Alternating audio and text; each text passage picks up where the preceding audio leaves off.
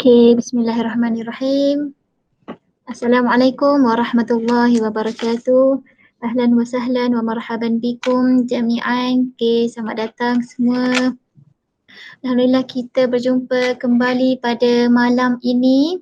Malam bulan baru bagi kita, malam 2 Sya'ban. Okay, sudah hampir kita kepada bulan Ramadan.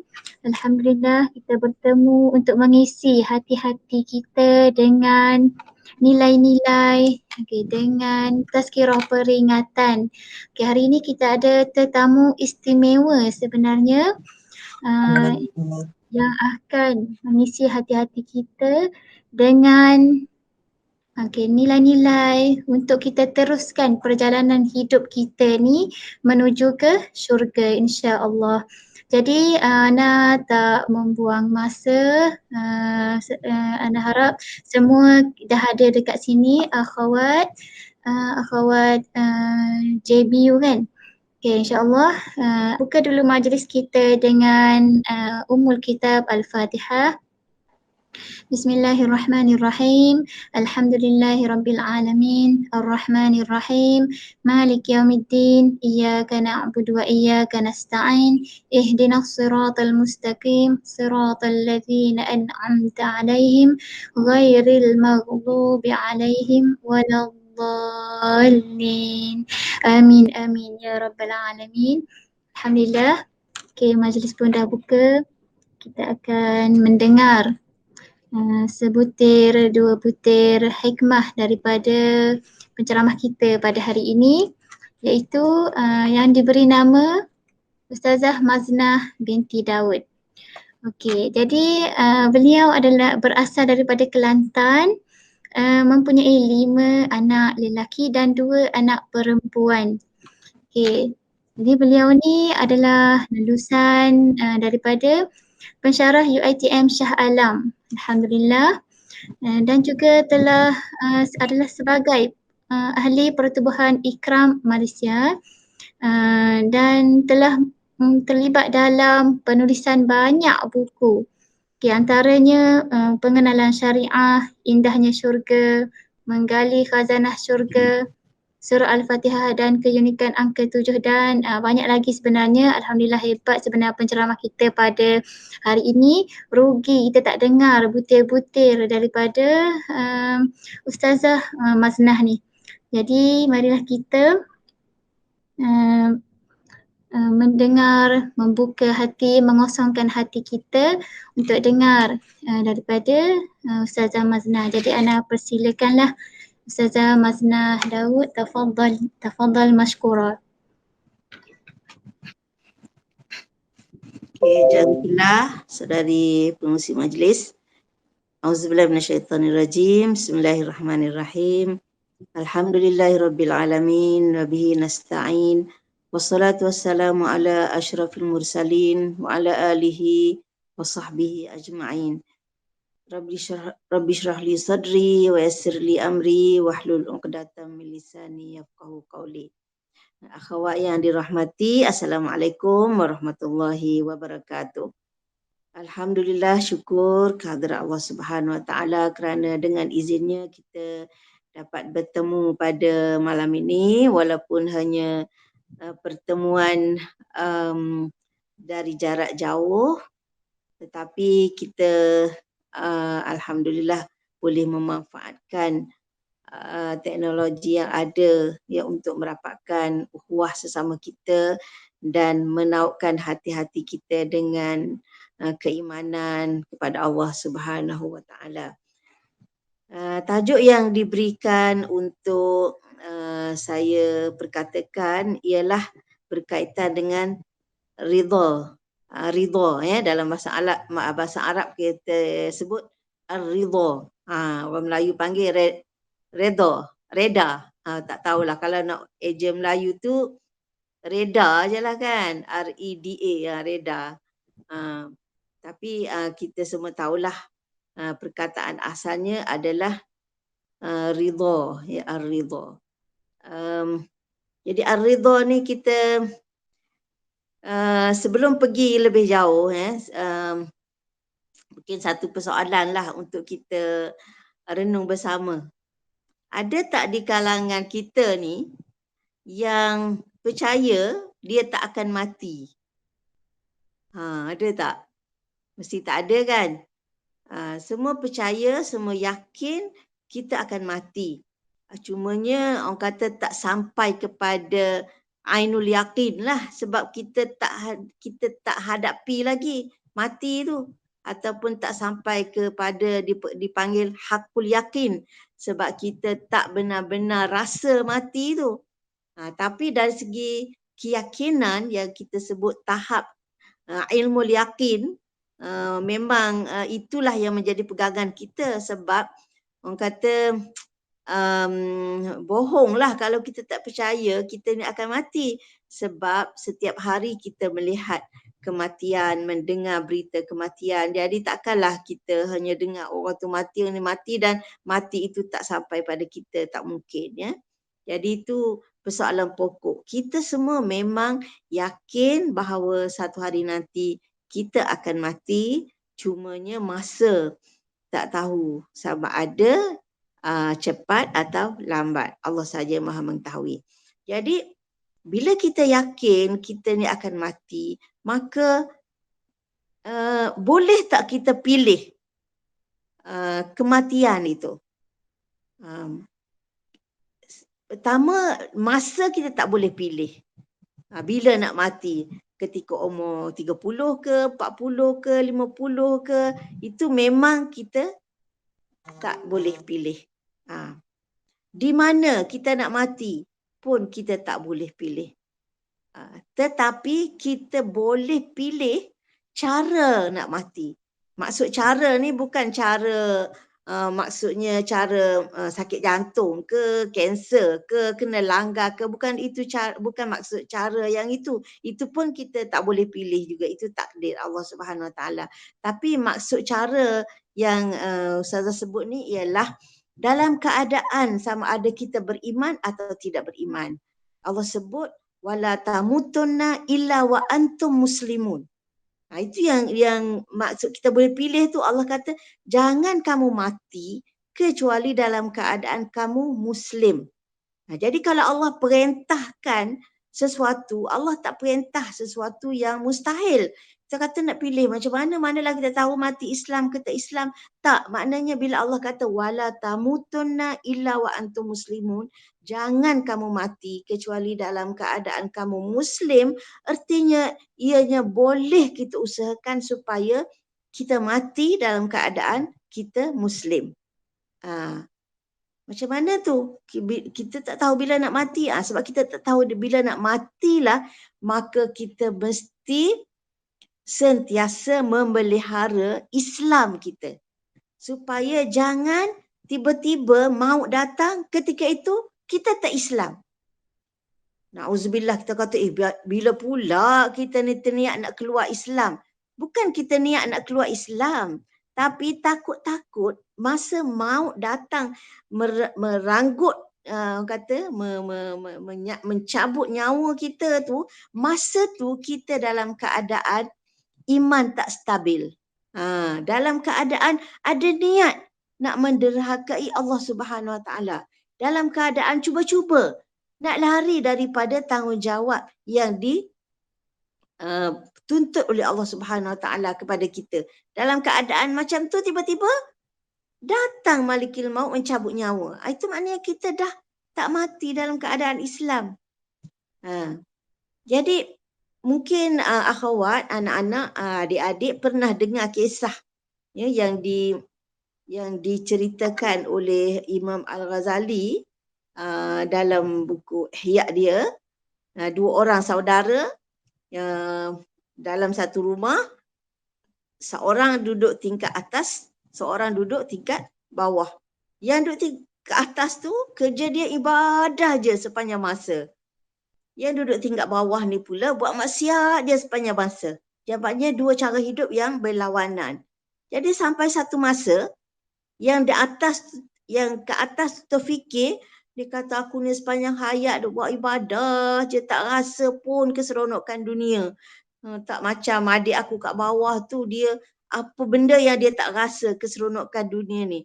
Dia kata mungkin aku satu hari nak cubalah cara hidup dia, lepas tu aku taubat, aku naik ibadah balik. Dia terfikir macam tu.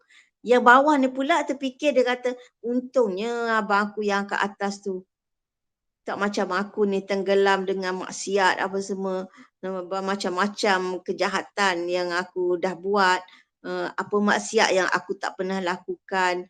Kalau aku mati kat ni tentulah aku masuk neraka. Tapi tak seperti abang aku, beruntung dia tak pernah buat maksiat, buat ibadah je sepanjang masa. Jadi aku rasa tibalah masa untuk aku tinggalkan maksiat dan aku nak naik ke atas, bersama dengan abangku mengabdikan diri pada Allah Subhanahu Wa Taala. Jadi kita tengok kedua-duanya menukar haluan, ya. Jadi yang abang fikir bukan nak tinggalkan terus maksiat ni, cuma nak rehat sekejap, nak rasa kenikmatan dunia, lepas tu nak naik taubat, dia kata. Yang ni pula dah nak tinggal dah jalan maksiat ni, dah nak taubat dan nak mulakan hidup baru. Jadi yang abang nak turun, yang adik nak naik dalam keadaan gesa-gesa, mereka accident tengah-tengah tangga tu. Berlanggar, kedua-duanya rebah dan mati. Jadi seorang mati dalam perjalanan nak taubat, seorang mati dalam perjalanan nak buat maksiat. Itu kan sia-sia ibadah sepanjang selama ini. Kerana apa? Kerana dia tukar haluan. Jadi itu maksudnya wala tamutunna wa illa wa antum muslimun. Jangan kamu mati kecuali dalam keadaan Islam. Jadi maksudnya kalau datanglah apa-apa lintasan untuk kita meninggalkan jalan hidup lurus yang Allah dah jumpakan kita ni, jangan layan. Jangan layan. Itu adalah hasutan syaitan supaya kita tidak mematuhi perintah Allah Subhanahu Wa Taala. Sebab kita tak tahu bila nak mati. Macam hamba Allah tadilah, dia kata nak tak pergi sekejap aja, lepas tu nak naik taubat. Tengok-tengok sebelum pergi dah nyawa dah diambil oleh Malikul Maut. Jadi bila Allah perintahkan supaya kita jangan mati kecuali dalam keadaan Islam, kenapa tu? Kerana mati bukan dalam keadaan Islam itu tidak mungkin kita akan dapat mencapai keredaannya. Ya. Sedangkan keredaan Allah, redha Allah itulah yang kita dambakan, yang kita hasratkan, yang kita ingin-inginkan. Ya. Kita selalu berdoa. Semua doa kan? Lepas solat kita doa apa? Allahumma inna nas'aluka ridhaka wal jannah. Allahumma inna nas'aluka ridhaka wal jannah. Ya Allah, kami mohon kepadamu ridhaka, keredaanmu, wal jannah. Jadi kalau dah mati bukan dalam keadaan Islam, agak-agaknya akan tercapai tak redha tu? Tak akanlah kan? Jadi sebab itu nak kena sentiasa jaga. Dan dalam doa pagi petang yang kita baca, raditu billahi rabba. Itu kita baca untuk ingatkan kita. Raditu billahi rabba wa bil islami dina wa bi Muhammadin nabiyan wa rasula. Sama ada kita masa kita baca tu kita dah reda ke belum reda ke, tapi kita disarankan supaya menyebutnya pagi dan petang untuk mengingatkan kita bahawa inilah yang kita mahu sebenarnya. Mungkin pada masa-masa tertentu kita baca dengan mulut je kan, tapi kita tak hayati pun. Tapi sungguh pun begitu, kita tetap baca juga untuk mengingatkan diri kita bahawa kita dituntut supaya mencari redha Allah Subhanahu Wa Taala itu. Okey. Jadi ini sebagai pendahuluan supaya kita sentiasa berusaha menjaga keimanan kita demi mencapai keredaan Allah Subhanahu Wa Taala yang kita dambakan itu. Dan dalam surah tadi slide sebelum Ana tak sebut ya. Surah apa Al-Fajri yang selalu kita ulang ya. Ya ayyatuhan nafsul mutmainnah irji'i ila rabbiki radiyatan mardiyah fadkhuli fi ibadi wadkhuli jannati. Jadi bila dah Allah redha kepada kita dan kita redha kepada Allah, maka insya-Allah tempat kita adalah jannah, syurga. Jadi sebab itu kita minta dua. Allahumma inni as'aluka ridhaka wal jannah. Dan keredaan itulah sebenarnya yang lebih besar daripada jannah itu. Ya, sebagaimana Allah sebut dalam surah At-Taubah ayat 73. Wa'adallahul mu'minina wal mu'minat. Allah janji untuk orang yang beriman, lelaki dan perempuan, jannatin tajri min tahtihal anhar. Syurga yang mengalir di bawahnya sungai, khalidina fiha, mereka kekal di dalamnya, wa masakina tayyibatan fi jannati adn, dan tempat tinggal yang bagus dalam jannati adn, wa ridwanu minallahi akbar, dan keredaan Allah itu lebih besar daripada segala yang disebut tadi. Jadi macam contoh kita kan, kalau contoh kita, katalah kita dengan mak kita kan, kalau contoh kalau kita dengan mak kita, kalau kita minta nak baju raya kan, kita nak beli, nak suruh dia beli baju raya. Jadi antara mak tak beli tapi dia suka, dia redha kat kita, dengan dia beli tapi dia tak redha, kita nak yang mana kan? Misalnya dia tak ada duit nak beli, dia kata sabarlah, kan, dia duk pujuk kita, kita kata okey, tak apa mak, tak beli pun, kan. Jadi dia pun suka dengan kita.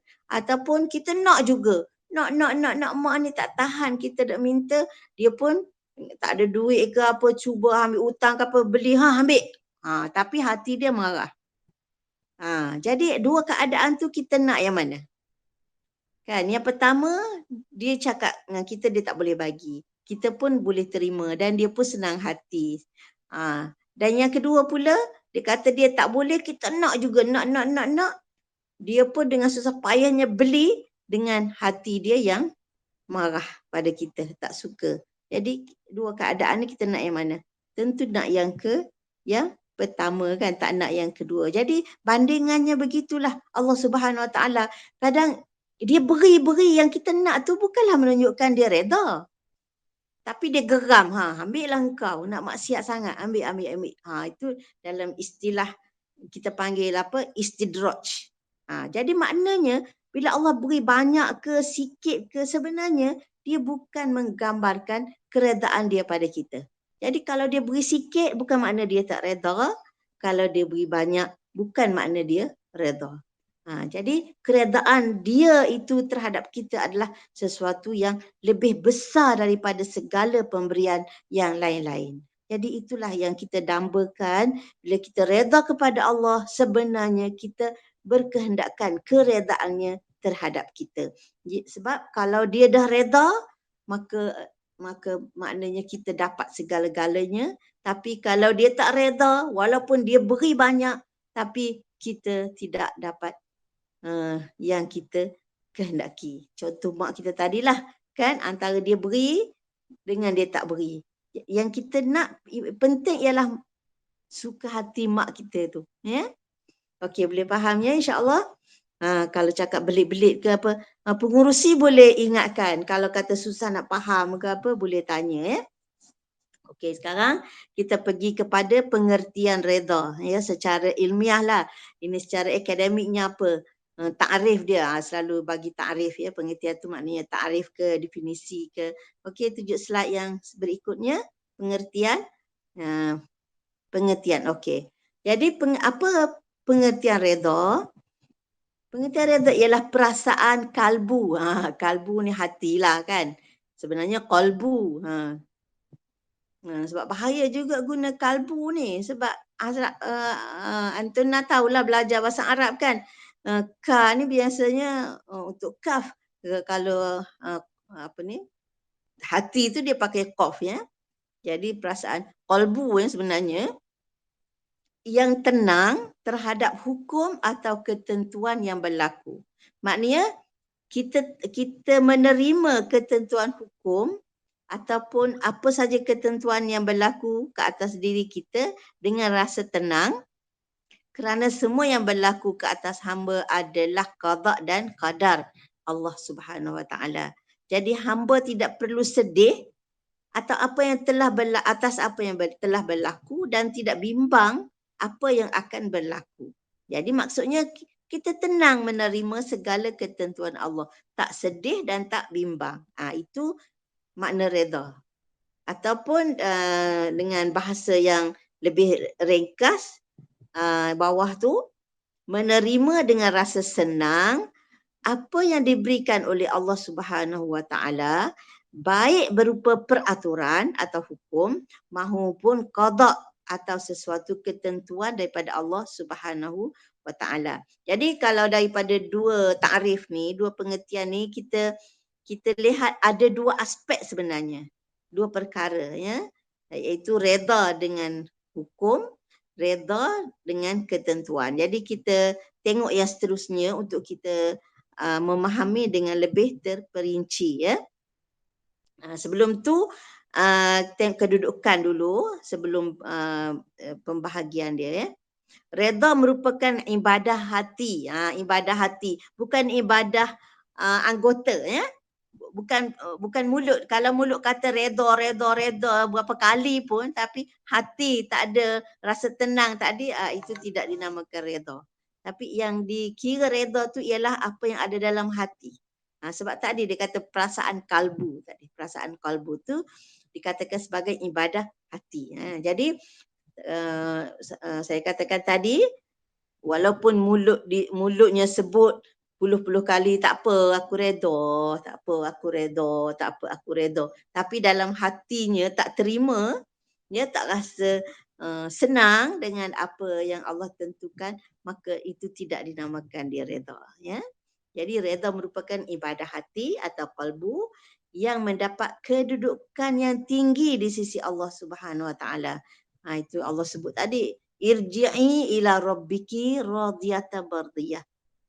Baliklah kamu, dialu-alukan kepulangan. Baliklah kamu ke pangkuan Tuhanmu, radiyatan mardiyah, dalam keadaan redha dan diredai.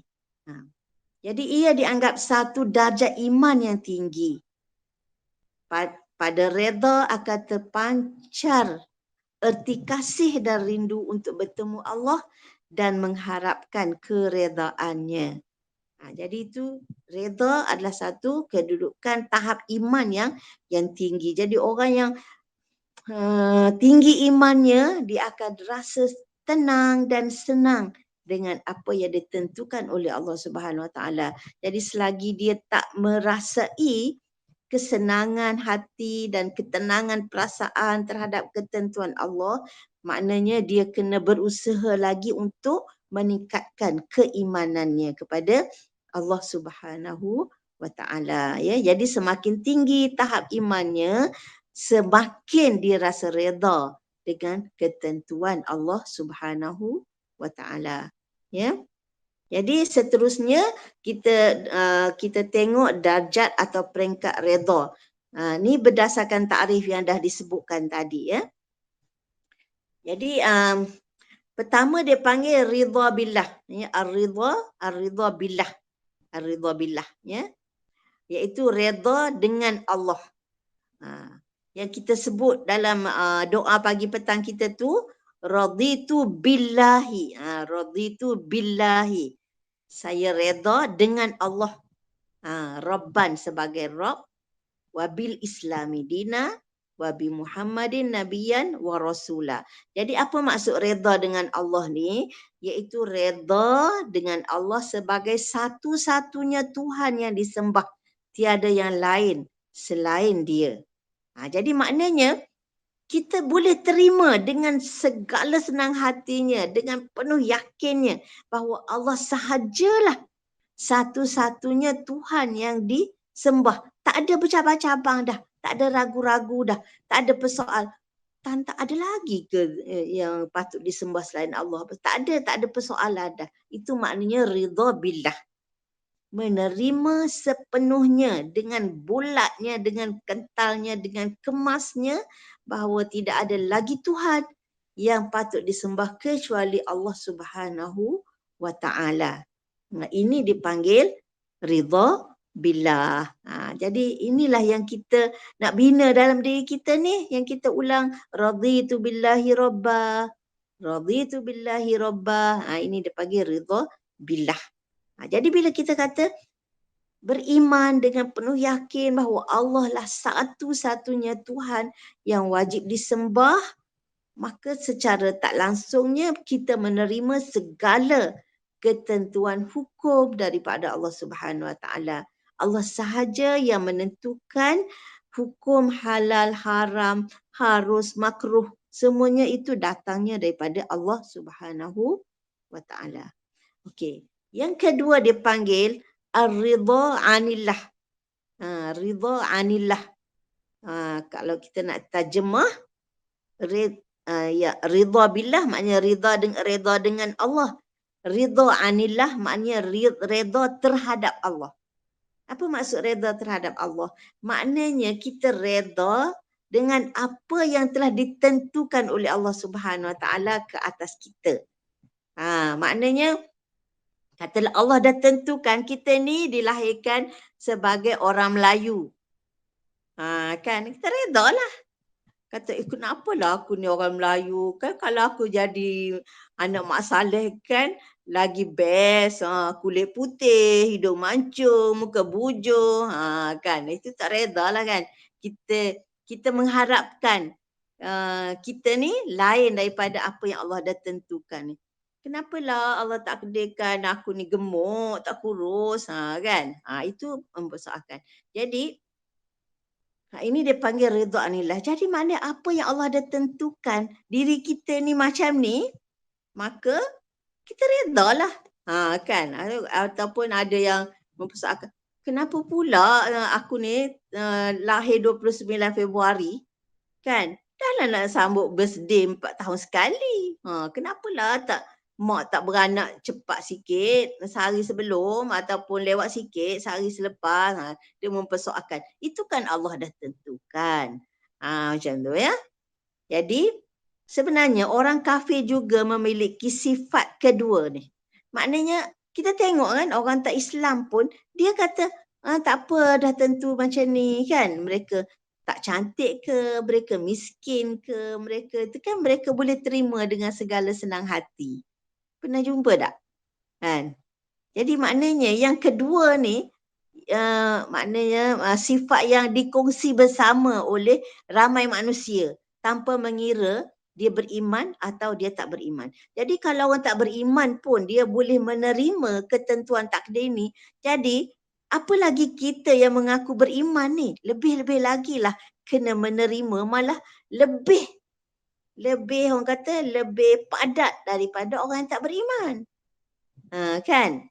Sebab kalau orang tak Islam pun, orang tak beriman pun mereka boleh terima dengan segala senang hati. Katalah dia mandul ke, anak dia sikit ke, anak dia ramai ke, dia kerja tak bagus, macam-macam lah kan. Ketentuan-ketentuan kaun dia panggil ketentuan dari sudut kauni, kejadian. Jadi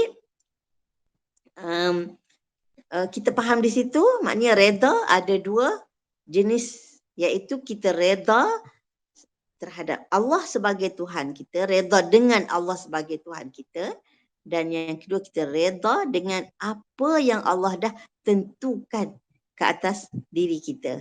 Kita jadi perempuan, kita lahir sebagai orang Melayu, kita rupa paras kita macam ni, kulit kita sawo matang, tak putih macam orang Jepun, macam-macam lah kan ketentuan-ketentuan yang Allah dah takdirkan. Okey.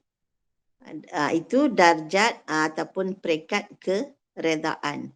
Okey, jadi daripada situ dia kita bahagikan kepada dua jenis. Sebenarnya yang tadi dari segi orang kata apa, makna redha tu peringkatnya. Jadi dari segi hukum, ya, hukum. Jadi redha wajib. Jadi redha wajib ni, okey, slide yang seterusnya, jenis redha ni dipandang dari segi hukum menerima tu. Hukum redha tu. Jadi pertama dia kata redha wajib.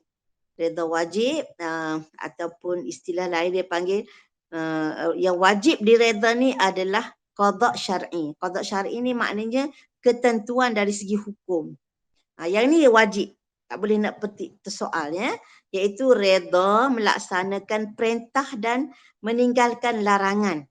Mengambil apa yang diharuskan dan tidak melewati batas sehingga melakukan yang dilarang. Inilah yang dikecam oleh Allah Subhanahu Wa Taala dalam ayat 58 dan 59 surah At-Taubah. Jadi maksudnya hukum yang Allah tentukan wajib diterima dengan redha, tak boleh nak dipertikaikan. Sebagai contoh, kita baca ayat ini, wa minhum man yalmizuka fis sadaqat fa in u'tu minha radu maknanya mereka redha, wa illam yu'tau minha idahum yaskhatun. Dia kata di antara mereka orang yang mencela Nabi SAW tentang pembahagian sedekah. Kalau mereka diberi, mereka redha. Kalau mereka tak diberi, mereka marah, mereka murka. Ini sifat orang munafik. Dia tak puas hati Nabi pembahagian zakat. Ya? Kalau mereka dapat, mereka seronoklah. Tapi kalau mereka tak dapat, kerana mereka tak termasuk dalam senarai penerima yang berhak tu, mereka kutuk. Macam-macam cela. Ini yang ini dilarang, ya. Apa yang kita diwajibkan adalah menerima segala ketentuan hukum Allah, ya. Kita bicara contoh, kenapalah perempuan yang kena tutup aurat? Kenapa lelaki aurat dia lebih ringan berbanding perempuan? Jadi kita persoalkan, kan? Kita tak naklah macam ni. Kalau nak suruh tutup, biarlah sama-sama tutup, lelaki dan perempuan. Kenapa perempuan je kena tutup dari atas sampai ke bawah, lelaki pusat dengan lutut je? Itu. Itu pun satu contoh. Kan? Ataupun contoh, kenapa babi tu haram? Sedangkan babi tu kan banyak manfaat. Yang tak ada manfaatnya daging dia je. Tengok kulit dia boleh buat macam-macam. Boleh buat beg lah, boleh buat kasut lah, macam-macam. Bulu dia pun boleh buat beruskan, berkualiti. Macam-macam lah. Lemak dia boleh jadi apa semua. Jadi kita mempersoalkan. Itu dipanggil tidak redha dengan ketentuan hukum Allah Subhanahu Wa Taala. Ini dilarang. Di mana apa saja yang Allah tentukan kita wajib terima dengan redha, sama ada kita faham atau tak faham, kita tahu hikmah atau tak tahu, kita boleh buat ke tak boleh buat ke, kita kena terima dengan redha dulu. Lepas tu kita cubalah. Itu Nabi ajar kita, sami'na wa ata'na ghufranaka rabbana wa ilaikal masir. Kami dengar dan kami taat. Ghufranaka rabbana, mohon ampun wahai Tuhan kami. Kalau maknanya kalau kita tak mampu, kita lemah awal-awal lagi. Ghufranaka rabbana. Keampunanmu yang kami pohon wahai Tuhan kami. Tapi sikap kita apabila menerima hukum Allah, sami'na wa ata'na. Kemudian yang kedua, redha yang disunatkan. Ini dia panggil qada kauni. Qada kauni. Iaitu redha menanggung kesusahan. Miskin, sakit, dihina atau lainnya. Jadi katalah kita miskin. Kita orang miskin. Ya, duduk dalam satu taman perumahan ke kata, kan. Depan belakang kita semua orang kaya-kaya. Kita je yang miskin. Ya, orang lain semua ada kereta besar, kereta mewah. Kita ni naik basikal je. Kan. Jadi kita dalam hati kita, kenapalah aku tak kaya macam dia. Macam tu, ya. Jadi menanggung kesusahan kemiskinan, sakit, dihina atau lainnya, ada yang berpendapat redha jenis ini sunat. Tak wajib. Maknanya kalau dia tak redha, tak berdosa. Pelik juga dengar tu ya. Ada yang berpendapat redha jenis ini wajib. Ada yang berpendapat disunatkan sahaja. Maknanya kalau kita redha dapat pahala, tapi kalau kita tak redha, hati kita ni duduk sakit je, terbuku je, tak puas je. Itu kita tak dapat pahala, tapi tak berdosa. Kau faham ke beza tu? Jadi maknanya kalau kita tak redha dengan kesusahan yang menimpa kita, sama ada dari sudut harta, tak banyak macam orang, ya rupa paras, tak cantik, ya, asyik dia tengok cermin, tak puas hati, ingat rupa kawan kita tu, ya Allah kulit dia mulus kan, kenapalah kita ni banyak jerawat, macam tu kan. Jadi kalau kita tak puas hati dengan keadaan yang ada ni, bukan tak puas hati pada hukum ya, yang tu wajib tak boleh dipertikaikan. Yang ni tak puas hati dengan ketentuan yang ada. Dapat suami, kenapalah suami aku ni malas tak macam suami dia.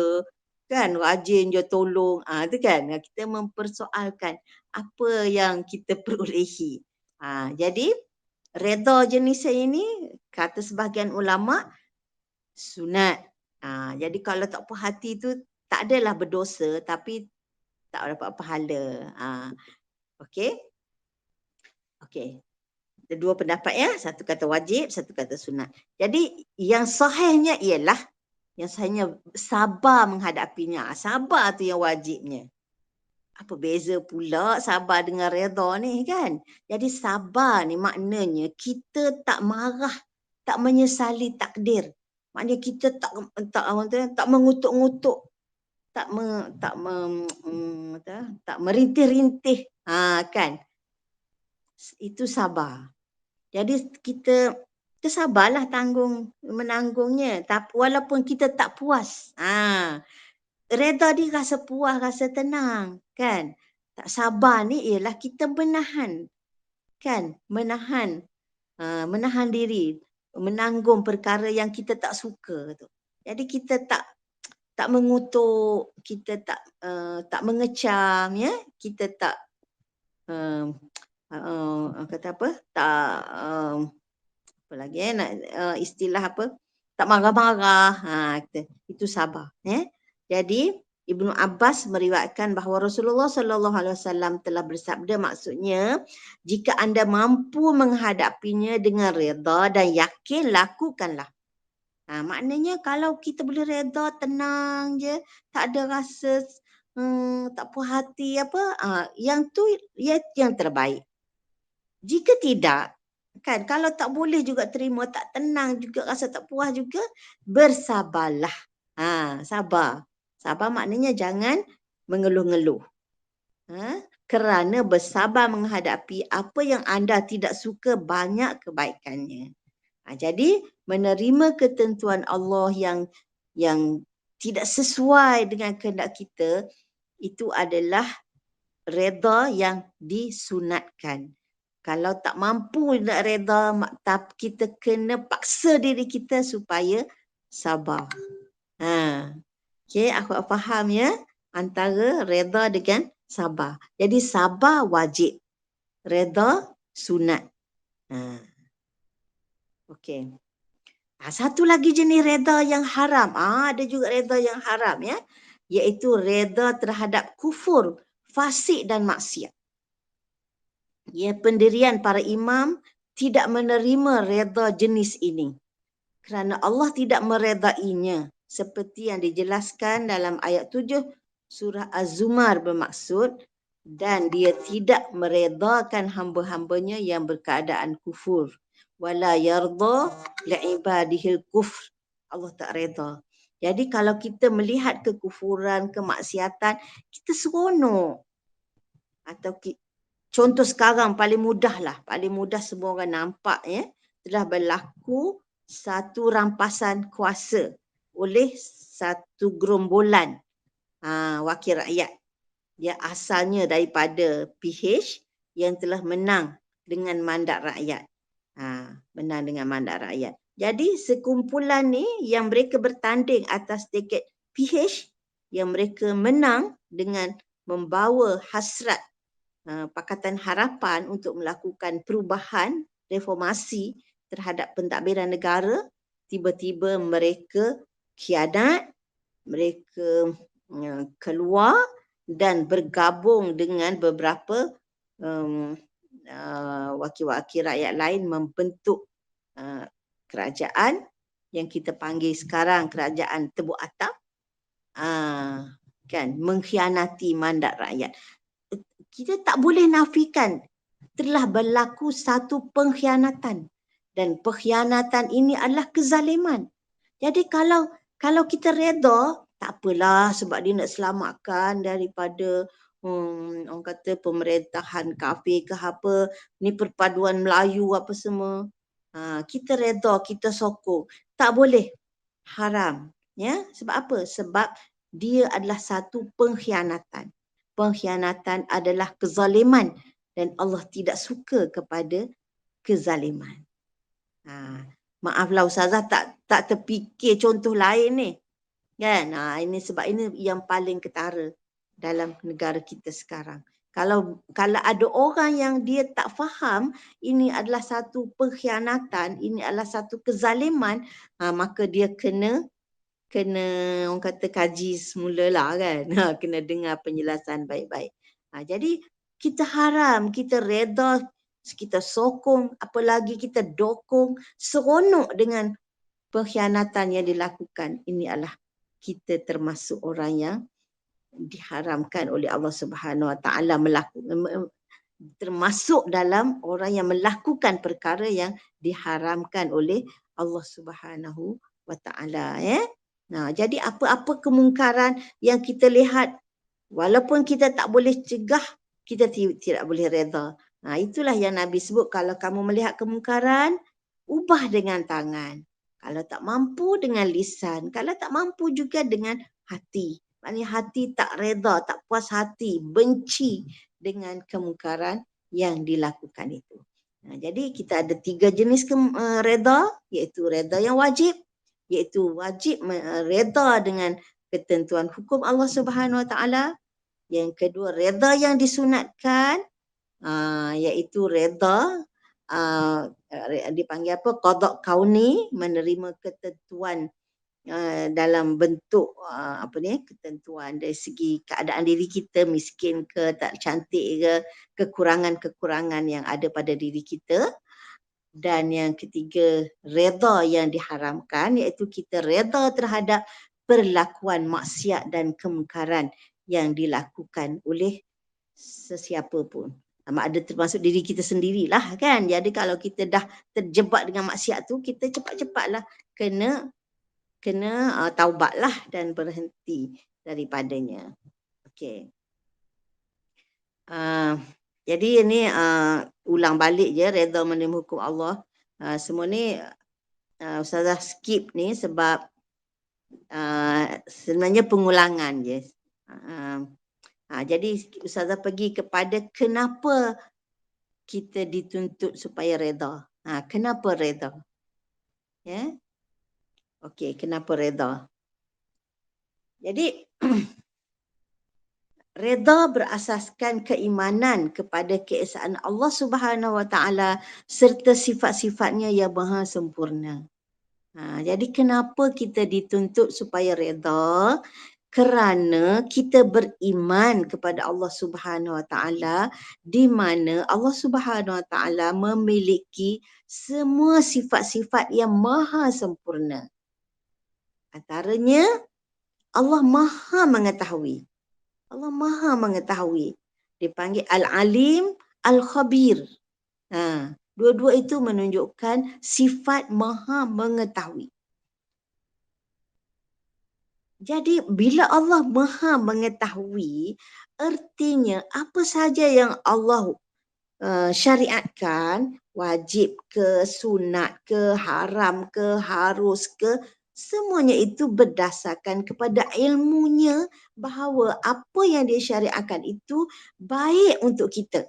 Kalau dia larang, dia tahu benda ni tak baik untuk kita, bahaya untuk kita, sebab tu dia larang. Misalnya Allah larang makan daging babi sebab Allah tahu babi ni tak sesuai untuk kita, membahayakan kita. Kalau Allah larang dedak aurat, sebab Allah tahu kalau dedak aurat tu membahayakan diri kita dan masyarakat kita. Macam tu. Itu maknanya.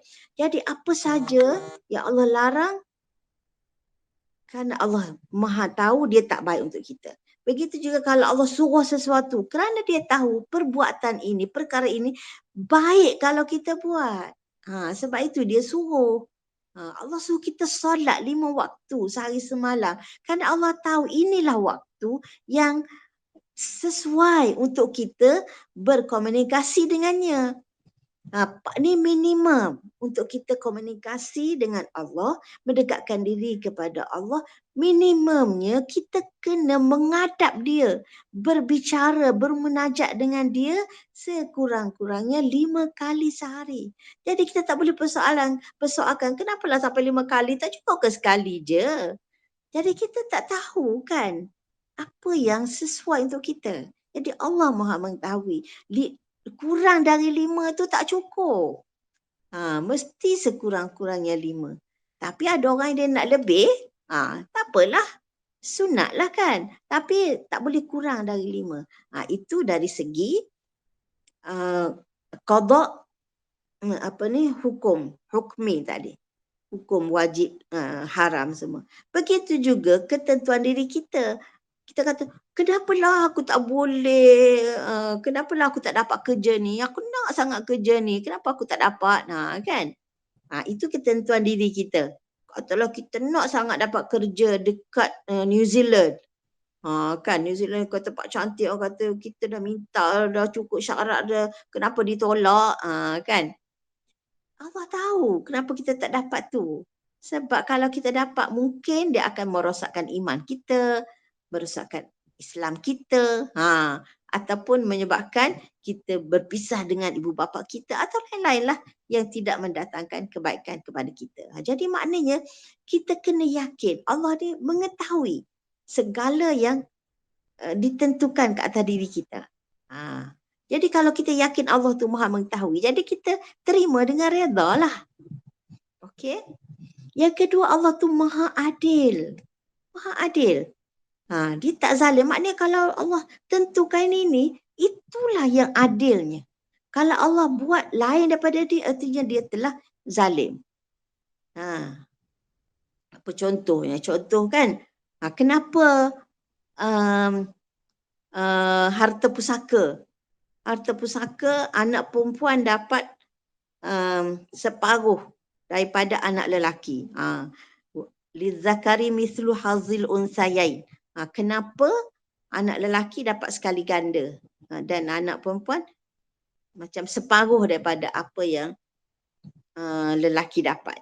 Jadi itulah keadilannya, sebab kalau Allah bagi sama rata, tak adil lah. Sebab lelaki ini dipertanggungjawabkan untuk memberi nafkah kepada orang perempuan.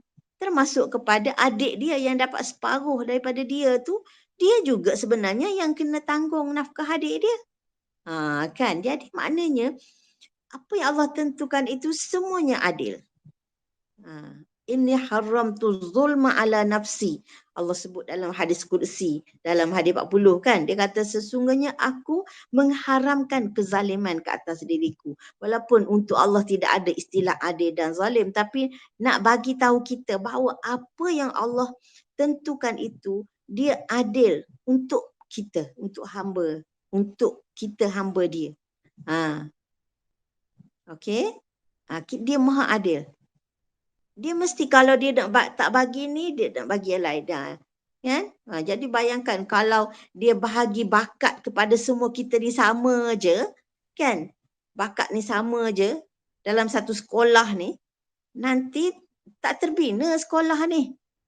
Kan? Tak terbina sekolah ni, semua orang nak jadi guru besar. Siapa nak jadi guru penolong kanannya, siapa nak jadi guru biasanya. Sebab semua sama pandai, kan, sama hebat, sama bijak. Lepas tu, nanti siapa nak kerja kantin? Kan, semua nak jadi guru. Tak adalah. Jadi kalau tak ada orang kerja kat kantin, tak ada orang kerja tukang cuci ke, kan? Tak ada orang kerja jadi pengawal ke apa, kan nanti berjalan tak sekolah ni dengan cara yang teratur? Tak berjalan kan? Jadi itulah keadilan Allah. Allah bagi orang ni bakat dia di sini. Yang ni bakat dia di sini. Orang ni bakat dia aspek ini. Jadi dengan adanya pembahagian yang berbeza-beza antara seseorang dengan seseorang, maka di situ akan tergabungnya pelbagai kelebihan itu, maka terbentuklah satu organisasi. Terbangunlah sebuah masyarakat dan negara. Jadi itu keadilannya, kan? Jadi setiap orang ada kelebihan yang Allah berikan dan setiap kelebihan itu boleh dimanfaatkan oleh pihak lain. Jadi itulah pembahagian Allah yang maha adil. Jadi Allah tidak melihat, tidak menilai kita dari segi apa yang kita dapat tu, apa kelebihan, apa kemahiran kita, apa keunggulan kita. Tapi Allah melihat bagaimana kita menggunakan kelebihan yang ada pada kita itu untuk dimanfaatkan oleh hamba-hambanya yang lain. Kan? Jadi orang yang nak pergi mengajar, dia tak mahir nak drive, nak bawa kereta, kan? Dia perlu kepada driver. Kan? Jadi orang jadi driver tu tak kurang nilainya di sisi Allah Subhanahu Wa Taala kerana dia membawa seorang pengajar. Dan Nabi SAW sebut dalam satu hadis, maknanya kalau kita menolong seseorang melakukan kebaikan, maka kita dapat pahala yang sama dengan orang yang membuat kebaikan itu. Man jahaza ghazian faqad ghaza. Sesiapa yang menyediakan seorang pejuang, maka dia telah berjuang. Kan? Jadi orang yang membantu seseorang yang berjuang di medan pendidikan ni, dia bantu dari aspek apa? Tolong masak ke?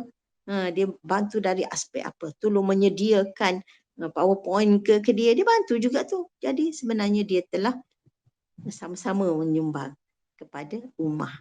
Jadi itulah keadilan Allah Subhanahu Wa Taala, ya. Dan Allah Maha bijaksana, hikmah. Jadi dia bukan saja mengetahui, dia bukan saja adil, tapi dia Maha bijaksana. Maknanya bijaksana ni artinya apa? Dia meletakkan sesuatu kena pada tempatnya, tak silap, tak salah. Maknanya dia melakukan sesuatu kena pada tempatnya, kena pada masanya, kena dengan caranya. Kenalah, tepatlah, tepat. Kan? Itu dipanggil bijaksana. Jadi kadang-kadang orang dia pandai. Dia banyak ilmu tapi dia tak bijak. Dia cakap dengan semua orang sama aje. Dia tak bijak kan? Tapi orang yang bijak ni, dia bercakap dengan orang yang muda macam mana, bercakap dengan orang yang lebih dewasa macam mana, kan? Orang kata setiap tempat itu ada kata-kata yang sesuai untuknya. Janganlah kita ni bercakap dengan orang tua sama, jangan cakap dengan orang yang budak kecil daripada kita, kan? Jadi maknanya itu Allah ni Maha bijaksana. Dia tak buat sesuatu yang tak ada faedah. Dia tidak buat sesuatu yang silap sebab dia Maha bijaksana. Okey? Dan dia Maha kaya. Ya Allah, Maha kayanya Allah Subhanahu Wa Taala. Kalau dia tak bagi sesuatu yang kita minta tu, bukanlah Allah tak mampu nak bagi. Bukanlah Allah tak ada benda nak bagi. Tapi sebab dia bijak, dia adil, dia bagi sesuai dengan tempat, sesuai dengan masa. Tertinggal ke atas tu, Maha pengasih. Jadi Allah ni, dia Maha sayangkan makhluk dia. Maha sayang. Ya, Nabi pernah sebut, sayangnya Allah pada makhluk ni lebih daripada mak sayangkan anak. Kan? Dia sebab apa? Sebab perasaan sayangnya ibu, perasaan sayang yang ada dalam hati ibu terhadap anak, itu juga daripada Allah Subhanahu Wa Taala. Jadi sayang Allah kepada seluruh makhluknya lebih daripada apa yang dia bagi rasa sayang dalam hati ibu terhadap anak. Jadi apabila dia sayang, macam mak lah, dia sayang anak, dia tak sanggup melakukan perkara yang menyusahkan anak dia. Tu orang selalu kata, Mak ni kan tak sanggup nak tengok walau seekor nyamuk pun gigit anak dia. Kadang berjaga malam, tak ada kelambu, kipas, takut nyamuk gigit kan. Jadi itulah Allah, dia sentiasa menjaga kepentingan hamba dia sebab dia terlalu sayangkan hambanya. Maha kaya dan maha berkuasa. Maknanya dia kaya, dia berilmu dan dia kuasa nak melakukan apa yang dia nak buat. Jadi kalau dia tak bagi apa yang kita minta, bukan dia tak ada. Ataupun bukan dia tak ada kuasa nak bagi. Kalau dia nak bagi, dia ada. Kalau dia nak bagi, dia boleh bagi sebab dia maha berkuasa. Tapi kenapa dia tak bagi? Sebab dia tahu. Dia bijak. Kalau dia bagi sekarang, itu tak sesuai untuk kita. Ataupun kalau dia bagi sekarang, menzalimi orang lain. Dan macam-macam. Kerana sifatnya yang maha sempurna itu. Jadi apabila kita melihat sesuatu takdir yang berlaku ke atas diri kita, ataupun kita melihat sesuatu hukum yang ditentukan oleh Allah Subhanahu Wa Taala, maka kita kena faham sifat-sifat Allah di sebalik ketentuan ini. Dengan itu kita akan menerimanya dengan redha. Jangan ingat kita ni sangat pandai kan. Kenapa lah tak boleh ni? Tak sepatutnya keluar perkataan itu daripada kita. Sebab bila Allah sudah tentukan sesuatu itu, maka kita kena yakin bahawa inilah yang Allah kehendaki berdasarkan ilmunya, keadilannya, kebijaksanaannya, kasih sayangnya, kekayaannya, kekuasaannya dan sifat-sifatnya yang sempurna yang lain-lain itu yang tak tersebut di sini. Paling-paling tidak kita yakin kepada 6 perkara ini pun sudah banyak tu dapat membantu kita menerima dengan redha apa yang Allah tentukan. Okey. Hasil redha. Jadi apa kita dapat kalau kita redha? Apa kita dapat? Pertama, dia panggil tamamil ubudiyah. Maknanya kehambaan yang sempurna. Bila kita terima dengan redha, sempurnalah pengabdian diri kita kepada Allah Subhanahu Wa Taala. Yang ubudiyah tidak sempurna tanpa sabar, tawakal, redha, tunduk, merendah diri kepada Allah Subhanahu Wa Taala. Jadi maknanya untuk menyempurnakan pengabdian diri kita kepada Allah Subhanahu Wa Taala, mengaku kita hamba Dia Tuhan, maka kita mestilah memiliki sifat-sifat ini.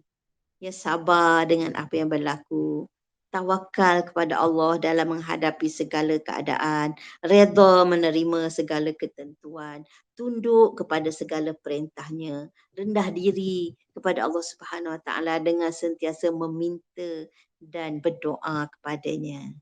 Jadi maknanya sifat redha adalah sebahagian daripada sifat yang menyempurnakan ubudiyah kita kepada Allah Subhanahu Wa Taala. Ya, jangan setakat terima je, buat tapi asyik tak puas hati je kan. Terima tapi asyik menyebut-nyebut je kan. Kenapalah gitu, kenapalah tak gini, kenapa? Itu maknanya melambangkan tidak ada redha dalam hati kita. Ya. Okey, tamamil ubudiyah. Yang kedua, dengan kita redha, meraih redha Allah. Jadi bila kita redha, insya-Allah balasannya Allah redha. Jadi Allah ni dia beri balasan sesuai dengan amalan kita. Kan Allah sebut fazkuruni azkurkum. Ingatlah aku, nanti aku ingatkan kau. Kan jika hamba-Ku datang kepadaku sejengkal, aku datang kepadanya sehasta. Itu. Jadi maknanya Allah sentiasa memberi ganjaran kepada kita sesuai dengan amalan kita, sesuai dengan keadaan kita. Jadi kita redha kepada Allah, balasannya Allah redha kepada kita. Radiyatan mardiyah. Jadi kalau kita duk kutuk-kutuk je, duk menyumpah-nyumpah je, duduk tak puas hati je, maka Allah kata, engkau ni siapa? Nak tak puas hati dengan apa yang aku bagi. Kan? Kita ni siapa? Sedangkan Allah tu bila dia bagi kita, dia bagi dalam keadaan dia memiliki sifat kebesaran tadi. Dia dah tahu apa yang baik untuk kita. Kan? Dia maha adil dalam ketentuannya tu. Okey. Yang ketiga, hilang keluh kesah dan tenang. Inilah dia. Ni yang kita nak cari kan, ketenangan. Jadi yang tak tenang, sebab orang dia tak tenang ni sebab dia tak puas hati dengan ketentuan Allah. Tak reda kan. Tak puas hati maknanya tak reda lah. Terbuku je dalam hati tu. Cik tak puas je kan. Tengok diri, tengok kat cermin, asyik duk komplain je kan. Kenapa lah hidung aku ni tak tinggi sikit kan. Tengok je, alhamdulillah dia tak cacat. Kan. Macam itulah. Reda. Jadi tak adalah nak keluh kesah. Tak adalah nak mengeluh-ngeluh. Kan? Alhamdulillah ala kulli hal. Ya. Yang keempat, tidak membantah melawan ketentuan Allah seperti iblis yang membantah bila disuruh sujud kepada Adam. Ini yang kita takut tu sampai ke tahap macam iblis. Tu tak reda tu kan. Bila Allah disuruh dia sujud kepada Adam, kenapa pula nak suruh aku sujud? Aku lebih baik daripada dia. Aku dibuat daripada api. Sedangkan Adam dibuat daripada tanah. Itu dia tak reda dengan perintah Allah. Walau dia tu siapa? Daripada api pun siapa yang cipta dia? Allah cipta dia. Jadi siapa yang suruh sujud tu? Allah, bukan Adam yang minta suruh dia sujud. Allah yang suruh dia sujud pada Adam. Jadi bila dia membantah lahir daripada tak reda tu, maka dia dimurkai oleh Allah Subhanahu Wa Taala hingga ke hari kiamat. Jadi jangan kita ikut perangai tu, budaya tu, kan? Kenapa pula dia yang kena ni? Kan? Kenapa pula dia? Macam kita mempersoal-soalkan itu. Jadi bila tidak ada keredaan tu, maka kita akan membantah. Bila bantah, jadilah macam iblis laknatullah na'udzubillah. Ya? Yang kelima, merasai keadilan Allah. Kan? Jadi maknanya, kadang-kadang dia terbalik. Kita kena rasa keadilan Allah dulu, barulah kita rasa reda. Jadi bila dah reda, barulah kita mengecapi kemanisan perasaan tu. Terbalik-balik sikit lah, tak apalah. Ya? Kemudian, terhindar dari perasaan dengki, tidak puas hati. Jadi bila orang reda pada ketentuan Allah, tak adalah nak dengki orang tu, nak tak puas hati ni, nak macam-macam lah kan. Dengki ni pun satu perangai, satu penyakit yang berat juga kan, dengki. Dengki ni mana tak puas hati orang tu lebih baik daripada dia. Dengar je orang tu baik, lebih daripada dia, dah dia susah hati. Itu tahap paling rendah dengki lah. Dia tak senang kalau tengok orang lebih baik daripada dia. Orang lebih tinggi daripada dia. Hati dia tak tenteram. Kan penyakit tu kan. Jadi maknanya kalau kita reda, Allah yang bahagi-bahagikan. Jadi tak adalah kita nak tak puas hati. Kalau Allah bagi lebih pada dia, itu rezeki dia. Tapi tak semestinya dia baik di sisi Allah. Kan? Itu antara doa yang kita baca dalam surat tu. Allahumma ma asbahabi min ni'matin au bi ahadin min khalqika fa minka wahdaka la syarikalak. Itu maknanya Allahumma ma asbahabi min ni'matin. Ya Allah, apa yang aku dapat nikmat pagi ni, au bi ahadin min khalqika, ataupun nikmat yang salah seorang daripada hamba-Mu yang dapat. Maknanya nikmat kita yang Allah bagi pada kita, nikmat yang Allah bagi pada orang lain walaupun mungkin lebih daripada kita, kita kata faminka wahdaka la syarikalak. Maka daripadamu sahaja, tidak ada sekutu bagimu. Jadi maknanya nikmat yang kita dapat pun daripada Allah walaupun mungkin sikit. Nikmat yang orang lain dapat pun daripada Allah walaupun mungkin lebih daripada kita. Kita iktiraf Allah yang dah bagi. Kenapa kita tak puas hati pula? Allah tahulah dia nak bagi tu. Kan? Jadi sebab tu penting sangat doa ni kita ulang-ulang. Faminka wahdaka la syarikalak falakal hamdu walakas syukru. Maka engkaulah yang berhak dipuji dan engkaulah yang berhak disyukuri. Iaitu mendidik kita supaya reda. Jangan tak puas hati dengan kelebihan yang Allah bagi kepada orang lain. Okey. Yang tidak terhindar dari perasaan dengki, tidak puas hati, ia tidak meragui hikmah di sebalik ketentuan Allah. Jadi maknanya kita yakin apa saja pemberian Allah itu mesti ada hikmahnya. Kenapa orang tu lebih daripada kita hari ni? Adalah hikmah tu. Ya, kenapa kita sakit hari ni? Adalah hikmah tu. Saya selalu teringat satu kisah yang berlaku bukan pada diri, maknanya dalam hidup saya lah kan. Satu hari dulu masa dulu kalau stesen bas yang pergi ke serata negeri ni dia ada di KL, dia tak ada di Shah Alam ni. Jadi ada saudara saya dia nak balik ke Perak. Jadi untuk naik bas ke Perak tu saya kena hantar dia ke stesen bas Pudu kat KL ni. Shah Alam tak ada. Saya kena hantar dia ke Pudu. Kan? Jadi malam tu nak hantar dia ke Pudu untuk naik bas ke Perak tu, jalan jam. Jalan jam menyebabkan kami lambat sampai ke Pudu. Jadi sampai-sampai bas dah berlepas. Jadi rugilah kan, dah beli tiket apa semua, bas dah berlepas, tak sempat naik. Tapi memanglah orang kata sedih lah kan, dah nak balik tak dapat balik semua, sedih lah kan. Tapi rupa-rupanya esoknya dapat tahu bas yang dia patut naik tu aksiden, jatuh gaung. Kan, jadi bayangkan Allah yang sengaja lewatkan kan, Allah yang mengatur tu. Kalau dia sempat naik dia pun termasuk dalam bas tu yang mendapat kemalangan tu kan, tapi Allah nak selamatkan. Jadi masa tertinggal tu rasa ya Allah tak puas hati kan. Geramlah apa semua. Rupanya tengok tu ada hikmah. Jadi sebab itu kena jangan ragu kan, apa saja yang menimpa kita insya-Allah ada hikmahnya. Tapi kalau kita buat silap tu kita kena mengakulah kita buat silap. Tapi janganlah dengan sebab kesilapan tu kita duk kesal, duk merutih, duk mengutuk apa semua kan. Memang ada kesilapan yang kita lakukan, kecuaian, kealpaan. Tapi bila dah berlaku jangan sesali lagi. Kita cuma kata koreksi, perbetulkan kesilapan yang telah kita lakukan itu jangan ulang. InsyaAllah. Ya. Melahirkan rasa syukur. Jadi bila kita faham hikmah di sebalik ketentuan Allah, kita bersyukurlah apa yang Allah tentukan itu. Ya, segalanya memang sempurna perancangan Allah Subhanahu Wa Taala. Ya. Tidak bercakap kecuali apa yang Allah yang diredai Allah. Jadi jaga mulut kan. Jangan sebut benda-benda yang menyebabkan Allah tidak redha tu. Khususnya kita kata mengeluh-ngeluh lah kan, kita mengungkit-ungkit kan apa yang berlaku kan. Jadi mungkin dengan secara langsung tak langsung, sedar tak sedar, kata-kata itu mengundang kemurkaan Allah Subhanahu Wa Taala. Jadi sentiasa jaga ungkapan yang hendak kita luahkan.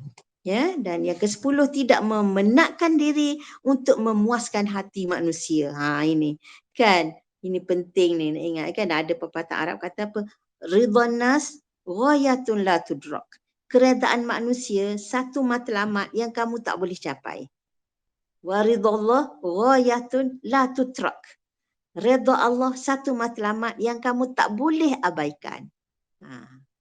Faham tak? Jadi kalau kita nak berusaha supaya semua orang suka kat kita, semua orang puji kita, semua orang sanjung kita, tak boleh. Kan, semua orang setuju dengan kita, tak boleh. Manusia ni memang berbeza-beza. Kita dapat puaskan hati separuh orang tak puas hati, tu normal lah kan. Ataupun hari ni dia suka kita, esok dia tak suka, itu biasalah. Jadi maknanya yang penting kita kena sentiasa jaga hubungan kita dengan Allah Subhanahu Wa Taala. Kan? Pastikan kita sentiasa berada di atas jalan yang benar. Pastikan kita sentiasa bertindak di atas ajaran Allah Subhanahu Wa Taala. Pastikan kita sentiasa mengikut landasan yang Allah dah tentukan. Jadi macam mana kita nak tahu cara ini Allah suka, yang ni Allah tak suka, ini jalan yang Allah redha, ini jalan yang Allah tak redha. Macam mana kita nak tahu? Itulah pentingnya kita kena sentiasa belajar. Kan? Jadi salah satu cara nak belajarnya, inilah ada tazkirah, kan? Ada usrah, ada apa lagi? Program-program penambahan ilmu ini. Tujuannya ialah supaya kita makin faham apakah jalan yang Allah redha untuk kita. Jadi bila kita kadang-kadang kita cakap ni bukan sebab kita saja nak cakap, nak menyesali takdir kan, tapi sebab kita tak faham, kita tak ada ilmu. Jadi itulah pentingnya ilmu, sentiasa berusaha menambah ilmu. Walaupun secara tak formal kan, pergi usrah seminggu sekali. Walaupun kita rasa hari ni tak bertambah sangat ilmu kita, tapi sebenarnya ada pertambahan. Setidak-tidaknya kehadiran itu mendapat doa malaikat kan, malaikat doa supaya terhapus dosa kita. Jadi dah hilang sedikit bebanan bila terhapus sebahagian dosa. Okey. Dan poin terakhir yang saya nak sebut ialah, adakah redha bercanggah dengan doa? Adakah redha bercanggah dengan doa? Jadi kita kata redha, terima je ketentuan Allah. Jadi apabila ditimpa musibah, kita berdoa. Adakah ia bermakna tak redha? Kan, maknanya kita ni sakit. Adakah kita redha dengan sakit ni? Tak boleh kita doa supaya sembuh. Adakah bila kita berdoa supaya sakit kita sembuh, itu maknanya kita tak redha? Bukan. Kan? Doa tidak bercanggah dengan redha. Kita berdoa bukan makna kita tak redha. Jadi kita redha kalau Allah tentukan kita ni miskin hari ni. Kita redha kalau Allah tentukan hari ni kita kurang sihat. Tapi kita juga disuruh supaya berdoa untuk menambah baik. Kalau sakit, berdoa suruh sihat. Doa itu satu ibadah juga. Jadi redha pun ibadah, berdoa pun ibadah. Jadi kita berdoa, kita menyahut perintah Allah. Kita redha, juga kita melaksanakan tuntutan Allah. Dua-dua tak bercanggah. Ya? Jadi Allah Subhanahu Wa Taala banyak dalam Quran menyuruh kita berdoa. Wa qala rabbukum ud'uni astajib lakum. Ya, surah Ghafir ayat 60. Wa qala rabbukum ud'uni. Dan Tuhanmu berkata, ud'uni, berdoalah kepadaku. Janganlah kata, alah Allah dah bagi macam ni, buat apa nak minta lain pula, tak apalah aku redha. Tak ada. Kita redha apa yang ada sekarang, tidak bermakna kita tak boleh nak minta yang lebih baik. Kita berdoa, tak ada masalah nak berdoa. Ya? Tengok Nabi Isa alaihissalam, doa apa? Pengikut dia suruh minta apa? Minta turunkan Maidah kan? Ada surah Maidah. Hidangan dari langit. Apa, kan? Kita kata, ya Allah, nak minta. Kita ada sampai minta macam tu? Tak ada lah kan? Tapi, Allah bagi juga. Allah bagi. Kan? Artinya, doa tu tak ada masalah untuk kita minta. Nabi Zakaria alaihissalam, dia minta nak anak ketika usianya dah lanjut, kan? Isteri dia pula bandul, tapi dia tak putus asa berdoa.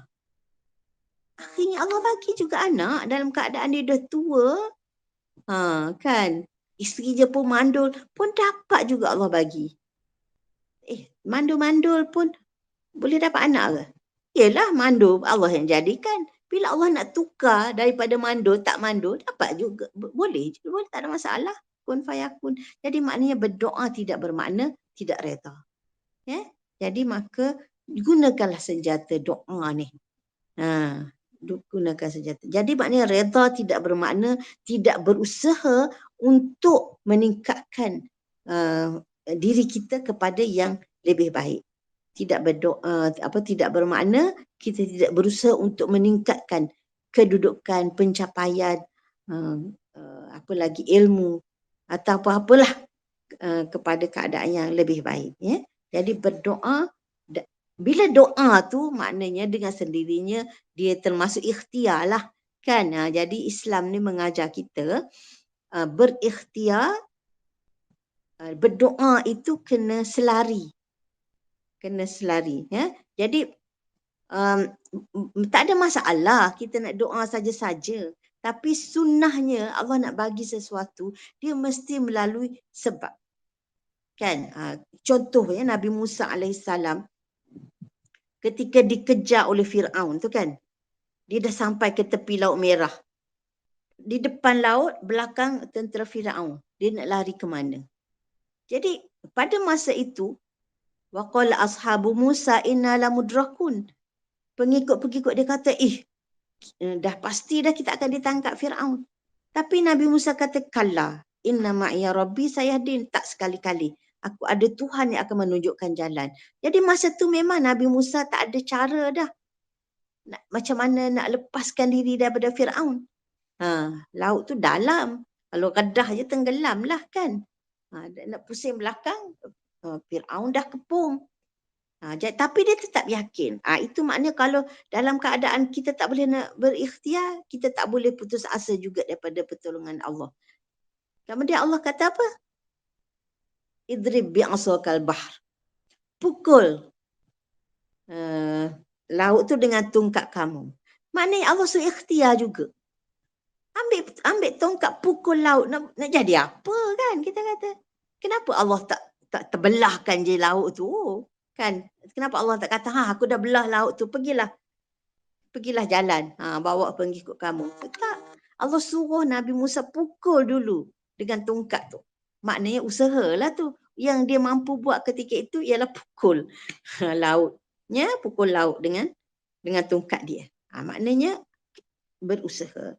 Begitu juga Sayyidatana Maryam. Ya? Maryam. Ketika dia beranak di pangkal pokok kurma tu kan. Allah kata wahuzzi ilaiki bijiz'in nakhlati tusaqit alaiki rutaban janiyya. Bayangkan seorang perempuan baru beranak ni dekat pangkal pokok kurma ni nak ambil buah ke atas tu. Macam tak ada galah kan? Boleh ke orang perempuan ni nak goyang batang kurma tu sampai gugur? Kan? Sampai gugur. Allah tahu tenaga yang ada pada Maryam tu. Kenapa Allah tak gugurkan je kan? Datang angin kuat sikit ke? Ataupun datangkan burung ke supaya patut-patut gugur ke? Tak ada. Tapi dia suruh Maryam yang goncang batang pokok kurma tu. Wahuzi ilaiki bijiz'in nakhl. Dia goncang pokok kurma tu, batang kurma tu sakit alaiki rutaban janiyah. Berguguran jatuh untuk kamu rutab yang segar tu. Kan? Jadi maknanya usaha. Kena buat. Jadi bila kita kata berdoa tu, maknanya seiring dengan usaha. Okey? Jadi maknanya bila kita kata redha tidaklah bermakna serah gitu saja, tak ada doa, tak ada usaha untuk memperbaiki keadaan yang ada insya-Allah. Okey? Penutup dengan doa Allahumma inni as'aluka nafsan bika mutmainnah tu'minu biliqa'ika wa tardha biqada'ika wa taqna'u bi'ata'ika. Jadi mudah-mudahan kita dapat sama-sama amalkan doa ni dan kita menjadi hamba-hamba Allah yang diredai, radiyatan mardiyah insya-Allah. Jadi sekadar itu saja penyampaian saya pada malam ini. Mudah-mudahan ada manfaat untuk diri sendiri dan untuk akhwat yang mengikutinya. Mohon maaf jika ada salah dan silap. Moga kita dapat berjumpa lagi di lain masa. Wassalamualaikum warahmatullahi wabarakatuh. Okey, waalaikumsalam warahmatullahi wabarakatuh. Terima kasih banyak-banyak. Jazakillahu khairan katsiran kepada Ustazah Mazna kerana sudi memberi nasihat dan peringatan kepada kita yang memberi kita pengajaran daripada sifat redha kerana banyak kebaikan yang kita dapat daripada sifat redha iaitu antaranya Ustazah bagi tahu tadi tenang dan yang sangat membuka hati Ana yang mendengar malam ini adalah apabila kita adanya sifat redha terzahirnya sifat Allah kan yang maha adil, yang maha pengasih, yang maha penyayang dan yang maha kaya. Okay, terima kasih banyak-banyak Ustazah. Jadi kita sama-samalah hafal doa yang dihadiahkan kepada Ustazah tadi. Allahumma inni as'aluka nafsan bika mutmainnah tu'minu biliqa'ik wa tarda biqada'ik wa taqna'u bi'ata'ik. Okey, insyaAllah. Jadi seterusnya Ana menjemput kita ada seorang lagi penceramah kita pada hari ini yang akan memberi perkongsian sedikit sepatah dua kata, iaitu ucapan daripada Ketua Wanita Ikram Johor Bahru Utara, iaitu Ukhti Nurzana binti Khamis. Okey, jadi tanpa membuang masa, Ana menjemput Ukhti Nurzana binti Khamis untuk menyampaikan sepatah dua kata. Bismillahirrahmanirrahim. Assalamualaikum warahmatullahi wabarakatuh. Alhamdulillah, setinggi-tinggi kesyukuran dipanjatkan kepada Allah Subhanahu Wa Taala atas segala nikmat yang dikurniakan. Terima kasih kepada pihak JKTMI Ikram JBU menjemput Ana untuk memberikan sedikit perkongsian kepada akhwat sekalian. Okey, pada malam ini jazakumullahu khairan katsira di atas kehadiran semua akhwat. Suka untuk Ana kongsikan satu kisah ni. Ini adalah kisah benar yang diambil dari Pakcik Isham Alham, iaitu ayah Suhail, tentang pengalaman menyantuni masyarakat miskin.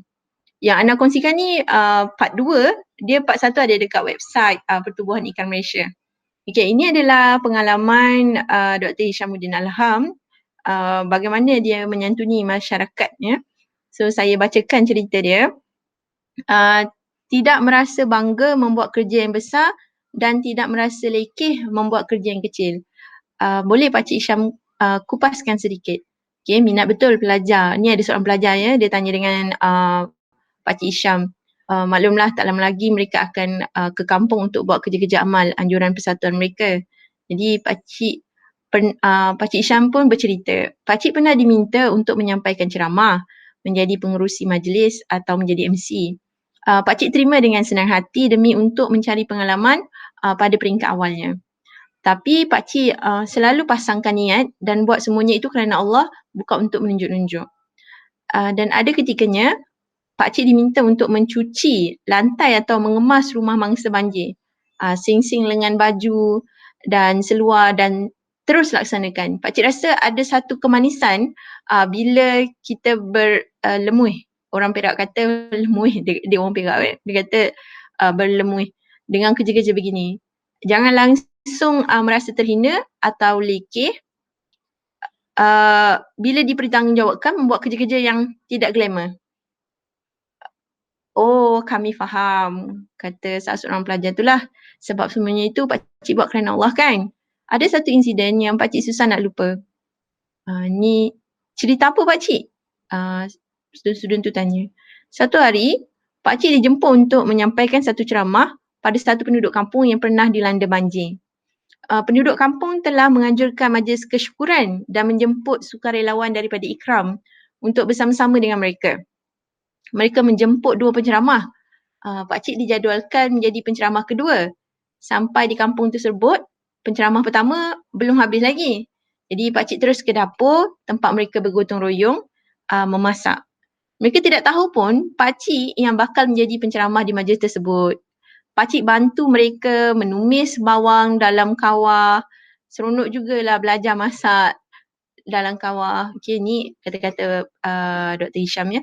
Selang beberapa minit Pakcik dipanggil untuk menyampaikan ceramah. Mereka di dapur terkejut kerana yang membantu mereka tadi ialah bakal penceramah. Pakcik pun tersenyum. Okay. Ada dengar kisah Hasan Al-Banna susun kerusi? Jadi student tu kata belum. Ceritakanlah Pakcik Hisham. Okay, Imam Hasan Al-Banna, tokoh yang terkenal di Mesir suatu ketika dahulu. Beliau seorang yang bersifat tawaduk. Okay, satu hari beliau ke satu tempat untuk sampaikan ceramah. Kebetulan orang belum ramai yang datang dan dia dapati ada orang yang sedang menyusun kerusi. Tanpa berlengah lagi, Hasan Al-Banna terus membantu. Apa jadi kemudian Pakcik? Jadi Imam Hasan Al-Banna kata, tak apa, Lagipun kita tak tahu amal mana yang Allah akan terima. Okay? Ikhlaskan diri setiap masa bila kita lakukan sesuatu amal agar diterima Allah. Kamu semua pernah dengar tentang 3 jenis orang yang diheret ke neraka? Pernah dengar tak orang yang diheret ke neraka? Okey, jadi student tu pun kata, belum. Ada 3 jenis orang yang akan diheret ataupun 3 jenis orang ni boleh diheret ke neraka. Okey. Satu, seorang yang mati syahid. Okey, kita terkejut kan? Kedua, orang yang berilmu dan mengajarkan ilmunya. Dan ketiga, orang yang banyak harta dan sering mendermakan hartanya. Okey, saya ulang ya. Menurut Pakcik Isham, ada 3 jenis orang yang diheret ke neraka, iaitu satu, orang yang mati syahid. Kedua, orang yang berilmu dan mengajarkan ilmunya. Ketiga, orang yang banyak harta dan sering mendermakan hartanya. Pakcik Isham dia tak nukilkan hadisnya, tapi panjang hadisnya sebab hadisnya panjang dan ia diriwayatkan oleh Abu Hurairah dan terdapat dalam Sahih Muslim dan Ahmad. Jadi sahabat-sahabat, akhwat yang mendengar pada malam ini boleh cari ya. Apa jadi pada mereka pakcik? Tu student Dr. Hisham tu tanya. Ketiga-tiga jenis orang ini dihumbankan ke dalam neraka. Jadi mereka bertanya, mengapa? Sebab mereka melakukan amal tersebut bukan kerana Allah, tetapi untuk mendapat pujian dan sanjungan daripada manusia. Mereka suka orang menyebut kebaikannya. Amalan mereka tidak diterima Allah. Okey. Mereka pun katalah, takutnya kami tak naklah buat kerja-kerja yang besar-besar tu. Pelajar tu berkata, okey, bukan itu pengajarannya. Kita buat kerja-kerja tu ganjarannya amat besar, tapi dengan syarat kita ikhlas sungguh pada Allah. Okey. Buat kerja kecil-kecil tapi tak ikhlas pun Allah tolak juga. So, buat apa saja kerja, yang penting ikhlas, insya-Allah Allah terima. Okey? Jadi student pun kata, oh gitu. Ada juga kerja-kerja tu nampak kecil tapi ganjarannya besar. Mereka pun tanya, contohnya apa? Contohnya, solat sunat sebelum subuh. Okey, ada satu hadis, 2 rakaat fajar adalah lebih baik daripada dunia dan seisinya. Okey, mereka pun kata, ya ke? Okey, insya-Allah kami niat akan tak akan tinggalkan mulai hari ini dan mereka akan terus buat. Okey, insya-Allah. Jadi alhamdulillah kita hidup dekat dunia ni tak lama. Lakukanlah setiap amal kecil atau besar dengan penuh keikhlasan dan amalkan doa-doa agar Allah menjauhkan kita dari sifat ujub dan takabur, insya-Allah. Jadi apa yang anak-anak sampaikan daripada kisah ini dan apa yang kita dapat daripada kisah ini adalah anak ingin mengajak akhwat sekalian untuk bersama-sama dengan Ikram Johor Bahru Utara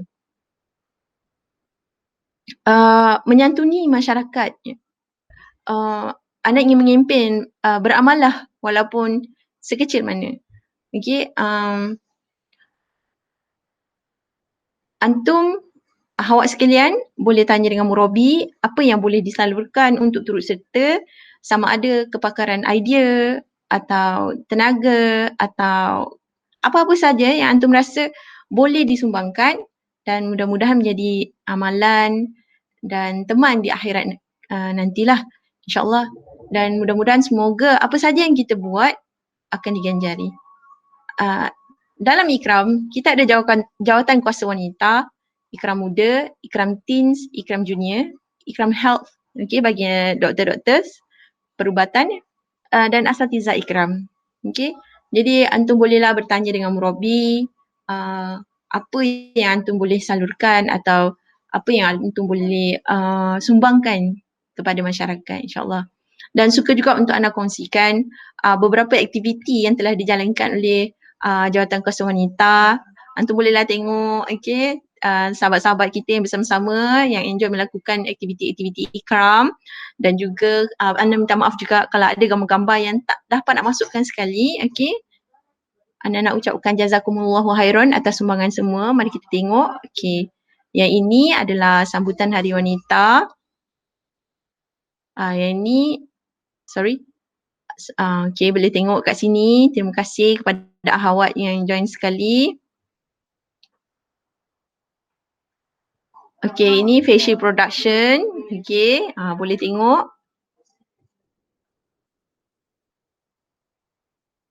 Okay, ini aktiviti masa Ramadan. Kita mengajak semua bertilawah bersama keluarga. Kemudian kita ada pertandingan video pendek, Ikram Muda dan Ikram Junior. Kemudian kita ada projek menjahit, okay, bersama dengan Bandaraya Johor Bahru, okay, BJB. Okay, boleh dan ramai sebenarnya ahawat kita yang terlibat menjahit PPE semua. Dan kita juga ada pertandingan 1 minute positive video. Tahniah diucapkan kepada yang turut serta. Okay, kita ada bingkisan ukhuwah wangi pertama. Rumah kanak-kanak mini Ulu Tiram. Okay, ini adalah yang terbaru di mana projek bersama Air Bantu kita sumbangkan 5,000 dan 5 set komputer dan meja, dan kemudian hari tu kita ada bagi 300 barangan keperluan wanita. Okay, seperti pad, lepas ada keperluan bayi, puting, sabun dan sebagainya lah. Okay. So Ana nak maklumkan juga ini adalah aktiviti terdekat wanita Ikram JBU. Okay. InsyaAllah kita akan ada wangi 2 dan ceramah hak dan undang-undang wanita. Hak dan yang ini Ana akan maklumkan dari masa ke semasa lah. Dan wangi 2 dalam masa terdekat. Okay. Kepada sesiapa yang belum join Telegram Sembang JBU, okay, kepada sesiapa yang belum join Telegram Sembang JBU, boleh maklumkan kepada Murabi Antum atau kepada Ana. Dalam Telegram tu kita ada macam-macam perkongsian dan update tentang aktiviti-aktiviti. Okay. Dan akhir sekali Ana nak sebutkan di sini, dunia ini sementara, saling berpesan-pesan dengan kebenaran dan berpesan-pesan dengan kesabaran. Ya, wabillahi taufiq wal hidayah. Wassalamualaikum warahmatullahi wabarakatuh. Jazakumullahu khairan katsira kepada semua. Okay, Alhamdulillah. Jadi program Lailah Imaniah kita pada malam ini telah berakhir dengan ucapan daripada Ketua Wanita Ikram, Ukhti Nurzana binti Khamis tadi. Terima kasih atas kehadiran semua yang menghadirkan diri pada majlis kita pada malam ini. Sebenarnya adanya malaikat-malaikat yang bertebaran sedang mendoakan kebaikan kita semua dan mendoakan supaya dosa-dosa kita diampunkan kerana kita berada di majlis ilmu, insya-Allah. Okey, jadi kita semoga mendapat manfaat daripada majlis ini. Kita tutup majlis kita dengan tasbih kafarah dan suratul Asr. Subhanakallahumma wa bihamdika asyhadu an la ilaha illa anta astaghfiruka wa atubu ilaik. Wal 'asr innal insana lafi khusr illa alladhina amanu wa 'amilus salihat wa tawasaw bil haqq wa tawasaw bis sabr. Amin amin ya rabbal alamin.